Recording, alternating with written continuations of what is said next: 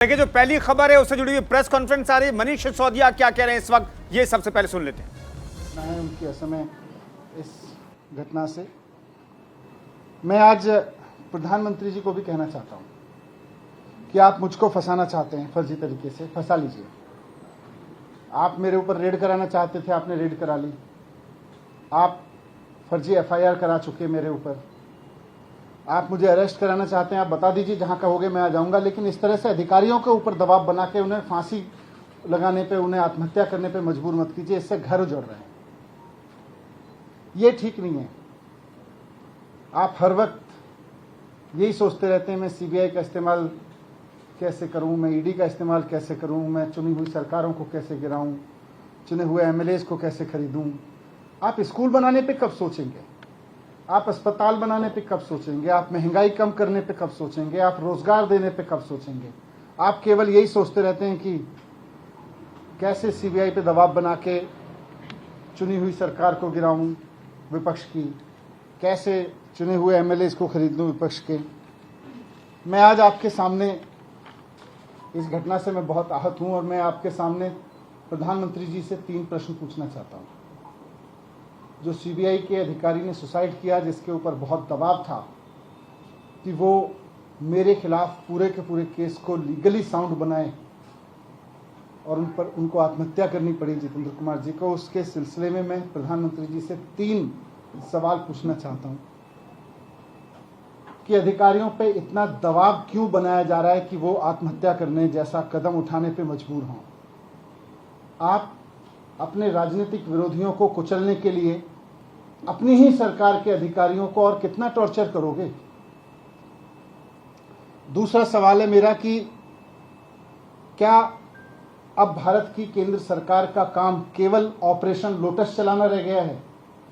जिस तरह से राज्यपालों से, उपराज्यपालों से दबाव डाल के उनसे उल्टे सीधे काम कराए जा रहे हैं, जिस तरह से सीबीआई पे दबाव डाल के, ईडी पे दबाव डाल के उल्टे सीधे काम कराए जा रहे हैं, तो क्या अब केंद्र सरकार का काम केवल ऑपरेशन लोटस चलाना रह गया है? ये मेरा दूसरा सवाल है प्रधानमंत्री जी से। और तीसरा सवाल है कि जनता की चुनी हुई सरकारों को कुचलने के लिए और कितनी कुर्बानियां आप लेंगे, ये बताएं। ये बहुत दुखद घटना है। विपक्षी सरकारों को कुचलने के लिए सीबीआई के ऊपर इतना दबाव के अधिकारियों को सुसाइड करने पे मजबूर होना पड़े, ये इस देश में पहले कभी नहीं हुआ।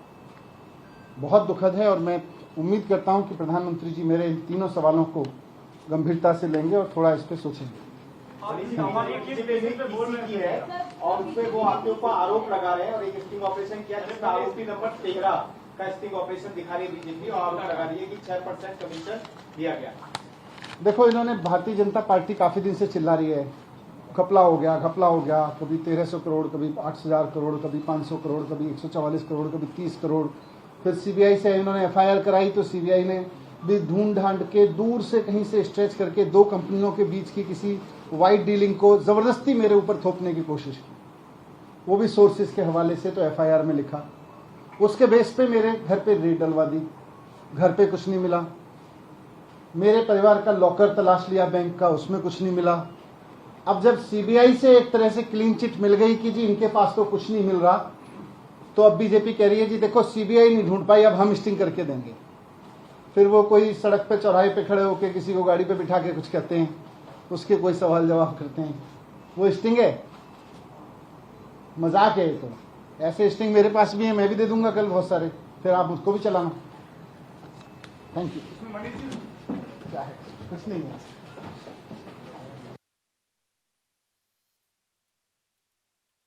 देखिए, आपने प्रेस कॉन्फ्रेंस को सुना है। प्रेस कॉन्फ्रेंस में साफ तौर पर यहां डिप्टी सीएम मनीष सिसोदिया ने सवाल उठाया है कि भारतीय जनता पार्टी ने आखिरकार जो स्टिंग ऑपरेशन जारी किया है वो क्या कोई स्टिंग ऑपरेशन है? सड़क से उठा करके किसी का भी स्टिंग ऑपरेशन कर दिया और इसे स्टिंग ऑपरेशन करार दे दिया है।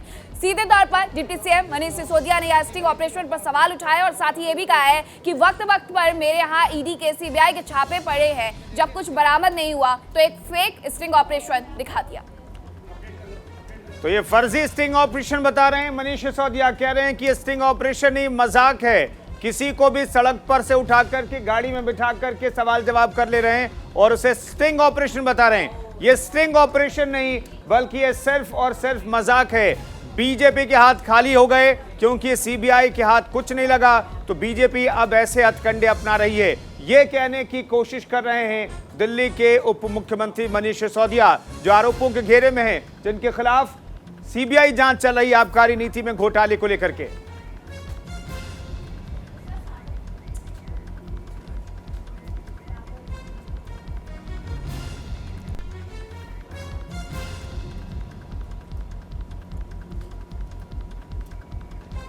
तो चलिए फिलहाल एक बड़ी खबर आ रही न्यूज रूम में। सहयोगी सोनू के पास बीजेपी ने भी जमकर हमला बोला आम आदमी पार्टी पर। बीजेपी ने कहा कि आम आदमी पार्टी का चेहरा उजागर हो चुका है। शराब घोटाले को लेकर बीजेपी का हमला आम आदमी पार्टी पर। संबित पात्रा ने प्रेस कॉन्फ्रेंस करके हमला बोला आम आदमी पार्टी पर। बड़ी खबर आपकी टीवी स्क्रीन पर। यह कहा गया कि स्टिंग मास्टर का स्टिंग ऑपरेशन हो गया, क्योंकि बीजेपी ने जो स्टिंग जारी किया उसमें कटघरे में खड़ा किया गया आम आदमी पार्टी को, और उसके बाद सिसोदिया ने प्रेस कॉन्फ्रेंस करके सफाई दी है। क्या कुछ कहा है संबित पात्रा ने, सुना देते हैं आपको। और जिस प्रकार से शराब नीति में मोटा माल मनीष सिसोदिया जी ने कमाया, जिस प्रकार से कमीशन का खेल हुआ, इस विषय को लेकर भारतीय जनता पार्टी ने कई प्रेस कॉन्फ्रेंसेस किए हैं और कई सवाल हमने अरविंद केजरीवाल और मनीष सिसोदिया से पूछे हैं। सिर्फ मेमोरी को फ्रेश करने के लिए मैं याद दिलाना चाहूंगा कि 5 सवाल हमने आदरणीय अरविंद केजरीवाल जी से पूछे थे कि ये जो पुरानी शराब नीति थी उसमें क्या खामी थी जिसके कारण एक नई शराब नीति लाई गई, और नई शराब नीति में क्या कमी थी जो उसे आनन फानन में वापस लेना पड़ा। अरविंद केजरीवाल जी जब मुख्यमंत्री बने थे तो उन्होंने खड़े होकर कहा था कि देखो जी, अगर कोई भ्रष्टाचार करे तो आप जरूर उसका स्टिंग कर लेना, आप उसकी रिकॉर्डिंग कर लेना और हमें रिकॉर्डिंग भेज देना, तो हम जो है सच दिखा देंगे। तो आज वही हुआ है, एक स्टिंग हो गया है जो अब पब्लिक डोमेन में है। स्टिंग मास्टर का स्टिंग हो गया है, और इस स्टिंग में जो कंटेंट हैं जो आप अभी देखेंगे, इससे एक बात स्पष्ट होती है कि जो लोग भ्रष्टाचार के खिलाफ लड़ने की कसम खाकर आए थे, वो आज दरअसल कट्टर भ्रष्टाचारी पार्टी के रूप में सामने आई है। ये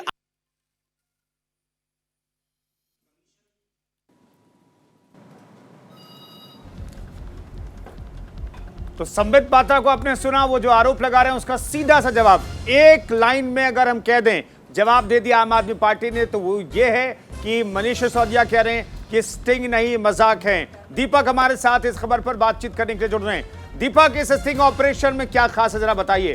13 नंबर की आरोपी जिसे सीबीआई ने आरोपी बनाया, उसके पिता के स्टिंग ऑपरेशन है, क्या कहा जा रहा है, और इसके आधार पर बीजेपी के जो आरोप हैं, क्या उसका माकूल जवाब मनीष सिसोदिया ने जो दिया है, क्या उसे हम सही मान सकते हैं, माकूल मान सकते हैं? जी बिल्कुल, देखिए अगर बात की जाए कुंदन, तो जिस तरीके से जो 13 नंबर का जो आरोपी है सन्नी मारवा, उसके ये पिताजी हैं, जिसका वीडियो जो है वो बीजेपी ने दिखाया और कहा कि जिस तरीके से अगर बात की जाए तो शराब नीति को लेकर, चाहे जो बस्तियों में जो शराब के ठेके थे या फिर अगर पौष इलाके में जो शराब के ठेके थे, किस तरीके से कमीशन जाता है। और लगातार देखिए, लगातार बीजेपी सवाल उठा रही है, लगातार वो सवाल सिर्फ यही कह रही है कि आखिर शराब नीति जो दिल्ली की जो पुरानी नीति थी उसको क्यों चेंज किया गया, आखिर क्या जरूरत पड़ी थी, जब पुरानी नीति अच्छी चल रही थी तो उसको क्या जरूरत थी। हालांकि जब दुकानें खुली नहीं तो उसमें कमीशन गया, उसमें कहा यह भी जा रहा है कि 12% तक कमीशन गया, 250 करोड़ रुपए की दुकानें बिकी गई, दुकानें टेंडर हुए। हालांकि अगर बात की जाए तो आम आदमी ये भी आरोप लगा रही है कि बीजेपी दबाव बना रही है अधिकारियों पे, बीजेपी कोशिश कर रही है कि हमारी सरकार गिर जाए। पर बीजेपी का सिर्फ यही आरोप है कि आप सिर्फ और सिर्फ शराब नीति पे बात कीजिए, शराब नीति पे हम बात करने के लिए तैयार हैं, और लगातार ये आरोप लगा रही है। और जी, देखिए मैं आपको बता जी। दूं, अभी अपडेट जो अब आ रही है कि अभी थोड़ी देर बाद करीब 3 बजे के आसपास बीजेपी फिर मनीष सिसोदिया के ने जो प्रेस कॉन्फ्रेंस करा है उसके ऊपर अब जो बीजेपी है वो भी आक्रमण करेगी और एक दीपक, प्रेस कॉन्फ्रेंस करेगी। जी बताइए देखिए, मीनाक्षी। प्रेस कॉन्फ्रेंस का दौर यहाँ पर जारी, आरोप प्रत्यारोप का दौर भी यहाँ पर जारी है। लगातार भारतीय जनता पार्टी ये आरोप लगाती रही है आबकारी नीति को लेकर के, और यही वजह रही कहीं ना कहीं सीबीआई ईडी की यहाँ पर रेड भी पड़ी, जैसा कि डिप्टी सीएम मनीष सिसोदिया का भी कहना है। रेड भी हो गई, कुछ निकला भी नहीं है, और ऐसे में एक स्टिंग ऑपरेशन आ जाता है। क्या स्टिंग ऑपरेशन की विश्वसनीयता है जिस आधार पर भारतीय जनता पार्टी इतना बड़ा आरोप लगा गई कि आखिरकार ये पूरा घोटाला होता कैसे है? देखिए मीनाक्षी, इसमें कोई दो राय नहीं है। देखिए जिस तरीके से अगर बात की जाए, जो 13 नंबर का जो आरोपी है सन्नी मारवा, उसके ये पिताजी हैं। जिस तरीके से उसमें वीडियो में कहा भी गया है कि मेरी जान को खतरा भी हो सकता है अगर ऐसी कुछ बात अगर बाहर आ जाती है।